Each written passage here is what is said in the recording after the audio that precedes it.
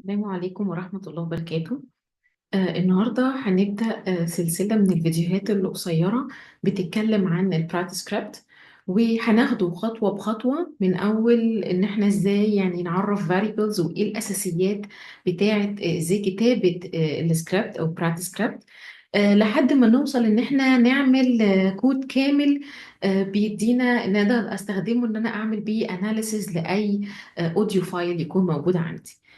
يعني ان شاء الله لما تتابعوا كده الفيديوهات القصيرة دي هتقدروا توصلوا للنتيجة النهائية اللي انتوا محتاجينها.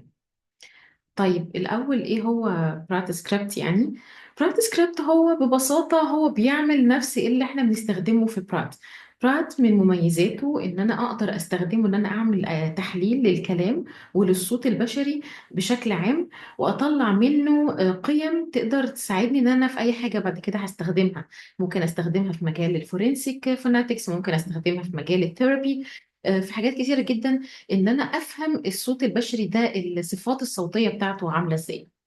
طيب هو براد يعني يعتبر مشهور جدا في مجالنا، يعتبر هو اشهر برنامج، ومن اسباب شهرته الاساسيه ان هو سهل في الاستخدام. يعني براد بشكل عام انا ممكن عادي افتح الفايل، وبمجرد بعمل كام كليك بسيطه تخليني اطلع مثلا الديوريشن بتاعت الفايل ده، اطلع الانتنسيتي، اطلع الفوندامنتال فريكونسي. فانا مش محتاج ان انا اكون يعني شاطره قوي مثلا وعندي خبره كبيره قوي في البرنامج عشان اقدر استخدمه ان انا احلل بيه الصوت. طيب هل برات سكريبت بيعمل نفس الحكايه؟ اه هو نفس الحكايه. خلينا كده نتخيل مع بعض سيناريو. لو انا مثلا عايزه اطلع الانتنسيتي بتاعه اوديو فايل، انا عايزه اعرف شده الصوت ده كانت عامله ايه او الرقم بتاعها كام. فانا في برات العادي ببساطه هفتح الفايل، وبعد ما اقف على الاوديو فايل اللي انا فتحته ده هقول له get intensity. يعني عادي يعني تو كليكس بالظبط خلاص هوصل هيديني رقم يقول لي ان الافريج انتنسيتي بتاعه الفايل ده الرقم الفلاني. طيب دي حاجه حلوه قوي وحاجه سهله. طب انا ليه بقى محتاجه ان انا اروح ان انا اخلي الموضوع ده يحصل اوتوماتيك؟ ما انا بس عملت تو كليكس ووصلت للحاجه اللي انا عايزاها. اه بس تخيل بقى لو انتوا بقى معاكم 200 فايل او 300 فايل، هل من اللوجيك ان انا اقف على واحد اولا افتحهم كلهم واقف على واحد واحد عشان اعمل التو كليكس ده؟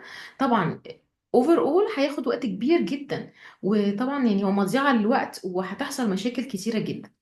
فمن اول مميزات برات سكريبت ان هو بيحافظ لي على الوقت بتاعي. فبدل ما انا هقعد مثلا ايه ساعتين ثلاثة مثلا عشان اعمل التاسك اللي هي مملة جدا دي، لا هو كام ثانية مثلا هيطلع لي جدول في كل الفاليوز بتاعة الانتنسي اللي انا طالباها في ثواني معدودة. او لو مثلا يا عم عندي فايلز كتيرة قوي، نقول دقيقة او دقيقتين. فهو سريع جدا وهو بيحافظ لي على وقتي. هل دي الميزة الوحيدة لبرات سكريبت؟ لا طبعا، في ميزات تانية زي مثلا ان هو بيدينا دقة في النتائج. ليه دقة في النتائج؟ طبيعي جدا لو انا قررت ان انا هاخد ال 200 فايل ده وانا اللي هعملهم، او انا اللي هعمل الاناليسيس ليهم مانيوال يعني، طبيعي مع الوقت مع نهاية الفايلز دي أنا هكون تعبت مثلا، تركيزي هيقل، فبالتالي في احتمالية أكبر إن تحصل أخطاء، وده شيء طبيعي لأن إنسان إحنا بشر في الآخر. فطبيعي إن بنهاية الأناليسيس ممكن تبدأ تظهر بعض الأخطاء البشرية. طيب لكن انا لو انا بعملها مانيوال، بس لو انا بعملها بقى اوتوماتيك انا بعملها باستخدام سكريبت، السكريبت مش هتفرق معاه، بدايته زي نهايته هو هينفذ نفس الخطوات اللي انا طالباها منه بنفس الدقة طول الوقت. فطبعا في الاخر هي بتديني نتائج احسن وادق. طيب تالت حاجة ومن مميزات برات سكريبت ان هو سهل جدا في الاستخدام. يعني انت مش لازم تكونوا عارفين اي بروجرامينج لانجوج قبل كده، ولا حتى تكونوا اخدتوا اي كورس عن ازاي تفكروا ان انتوا تكتبوا سكريبت. لا هو بسيط جدا. لو انتوا طبعا مع نهاية الكام فيديو البسيط اللي احنا هنتكلم فيهم ده، ان شاء الله هتكونوا وصلتوا ان انتوا خلاص فهمتوا البرنامج ده شغال ازاي، وازاي انتوا تقدروا تستخدموه في الاناليسيس بتاعكم.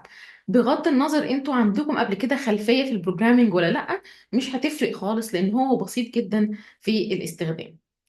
حاجة كمان من مميزات برات سكريبت ان هو ليه كوميونيتي كبير. برات عامة ليه كوميونيتي كبير حوالين العالم يعني. ففي ناس كتيرة جدا بتستخدمه في مجالنا، وكل يوم في ناس تقريبا بتكتب سكريبتس جديدة وبتحطها اونلاين. فانتوا ممكن بكل بساطة تاخدوا السكريبتس بتاعتهم دي وتغيروا فيها حاجات بسيطة بحيث انها تبقى مناسبة للاناليسز اللي انتم عايزين تعملوه. فدي من المميزات الكبيرة ان ليه نقدر نبدأ ان احنا نتعلم برات سكريبت. لازم يكون عندنا برات موجود على الجهاز بتاعنا. طب ازاي انزل برات؟ بسهولة جدا من على الويب سايت بتاع برات.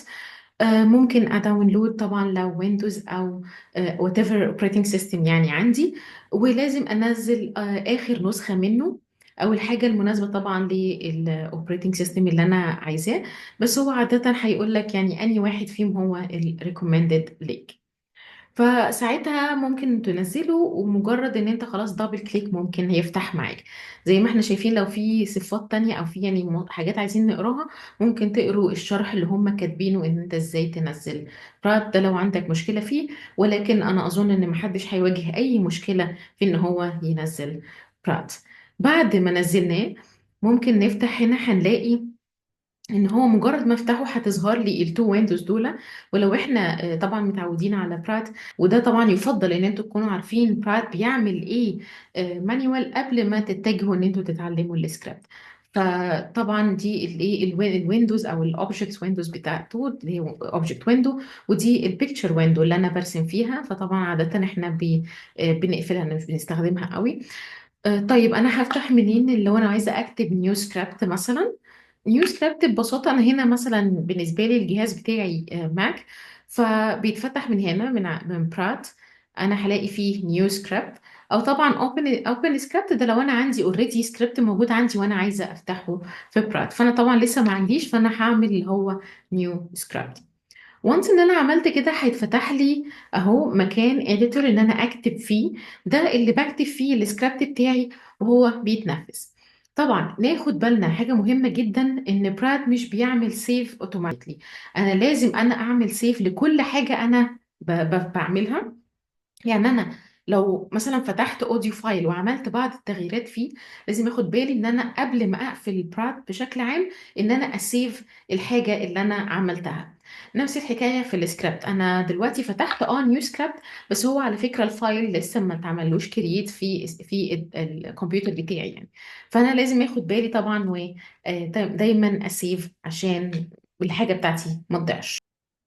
طيب لو انا عايزه اران او اكتب سكريبت، لو انا عايزه اكتب مسج مثلا لليوزر، عايزه ديسبلاي انفورميشن يعني لليوزر، فعادي هكتب رايت انفو لاين. طبعا واضحه مش محتاجه اشرح.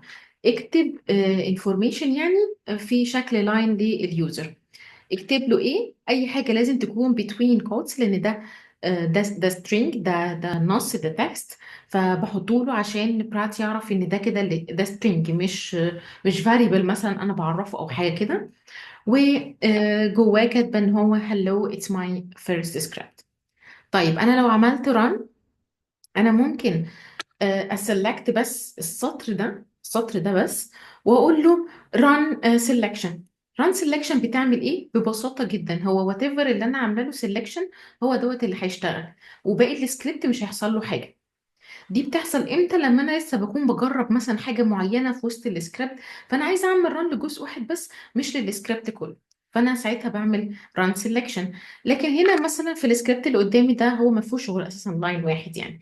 لان ده هنتكلم عنه بعد شوية ان ده كومنت اساسا، ده مش السطر ده مش هيتقرا بمعنى اصح بالنسبة لبرات، هيعمل سكيب. طيب فانا لو عملت run هيحصل لي ايه؟ والله لما عملت run انا مش قلت له هنا، اديته امر وقلت له write info line. طيب يبقى انا اديته امر ان انت يعني حط كده لاين لليوزر اللي هو انا. طيب حط لي هو اول حاجه عملها ان هو الانفو، يعني الانفو لاين او الانفو ويندو اتفتحت واتكتب فيها التكست اللي انا كنت عايزه اظهره لليوزر. فكده بكل بساطة احنا فتحنا برات سكريبت جديد وكتبنا فيه لاين من الكود وعملنا له ران واشتغل. فالموضوع عامة بسيط. وفي الفيديوهات الجاية هبدأ أكلمكم عن حاجات أكتر أقدر أعملها ببرايت سكريبت. بس إحنا بس دي كانت مقدمة يعني ليه إحنا بنستخدم برايت سكريبت، وقد إيه هو ممكن يكون سهل ويسهل عليا حاجات كتيرة أنا ممكن أستخدمها في إن أنا أعمل تحليل للصوت. تمام، شكرا.